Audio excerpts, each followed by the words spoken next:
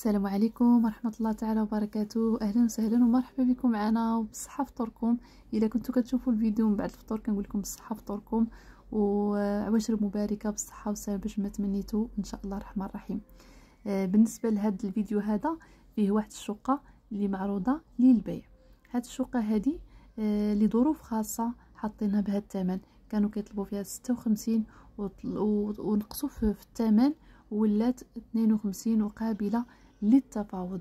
فبالنسبه للشقه يعني عندهم شي ظروف خاصه، الله يجيب العفو لكل واحد. هاد الشقه هذه كتواجد في اقامه محروسه، المتراج ديالها 67 متر كاري، فيها واحد الصالون على الدخله اللي هو هذا. في الدخله كنلقاوه على يدينا اليمين، هذا هي الباب ديال الفصيل. وهنا اونفاس معنا كنلقاو الكوزينه وجوج بيوت ووسط الدار. دار تبارك الله ضاويه ومشمشه، عندها واجهه قبليه. فهذه هي الكوزينه. دار كما كتلاحظوا ضاويه. فهنايا بالنسبه للبلاكارات ديال الالومنيوم، يعني الناس اللي غياخدوها غيصلحوها شويه تبارك الله وغتكون دار غزاله تبارك الله. بالنسبه للاقامه فيها مرآب ديال السيارات اللي هو الكراج، وفيها حتى لاسانسور. فهذا هو وسط الدار، يعني الدار جات مجموعه وكاريه. هذا هو وسط الدار كما كتلاحظوا، حتى وسط الدار، يعني الشمس كتوصل حتى لهنا كما قالت لي مولات الدار، يعني كتوصل حتى السيجور. هنا عندنا دوش طواليت اللي هما معزولين مفروقين. هذا الطواليت اعزكم الله، هي دي طواليت.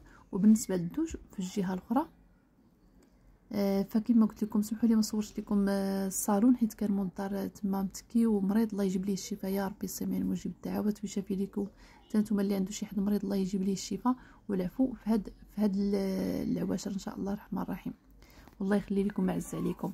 فبالنسبه لهذا البيت، بيت الكلاس، فيه واحد البالكون تبارك الله راه كبير، فيه كليسه بحال هكا. وعاد كاين بيت نعاس. هذا البيت هذا صغير والبيت نعاس هو اللي كبير. فكما قلت لكم واجهه قبليه 67 متر كاري، جوج بيوت وصالون وسيجور. والطابق كاين في الطابق الرابع، غير هو راه كاين لاسانسور خدام دائما.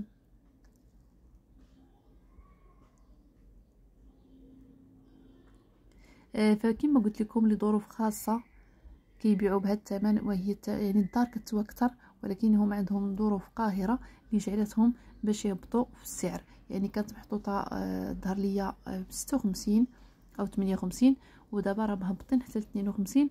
واللي عجباتو الشقه وبالنسبه لهذا البلاكار هذا راه غيبقى، يعني غير خليهم مولين الدار. ها نتوما بالنسبه لهذا البيت كما قلت لكم راه كبير. فكما قلت لكم يعني حتى الثمن نيغوسيابل، يعني الثمن قابل للنقاش 52. والله يسخر الجميع والله يجيب الشفاء لاي واحد مريض، الله يجيب ليه الشفاء في هاد العواشر يا ربي. سمحوا لي كما قلت لكم ما صورتش لكم الصالون كامل، انا حط لكم الصور في الاخر ديال الفيديو. الصالون جاي مربع وكبير تبارك الله. وبالنسبه لاسانسور خدام. المرآب عندكم بلاصتكم في المرآب. عدد ديال الشقق في كل طابق، كل طبقه فيها جوج ديال الشقق فقط. يعني المجموع ديال الشقق في هذه العماره 8 ديال الناس اللي ساكنين في هذه العماره.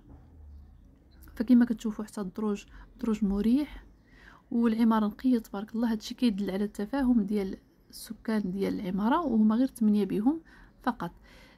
فهادو هما المعلومات اللي كاينين، هادو هما المعلومات اللي توصلت بهم. كما قلت لكم اللي عجباتو الشقه يتواصل معنا ان شاء الله وما يكون غير الخير. وهذا هو السوسور حتى هو صورته لكم باش هكا تاخذوا فكره على الكراج. يلا خليتكم على خير وشكرا لكم بزاف.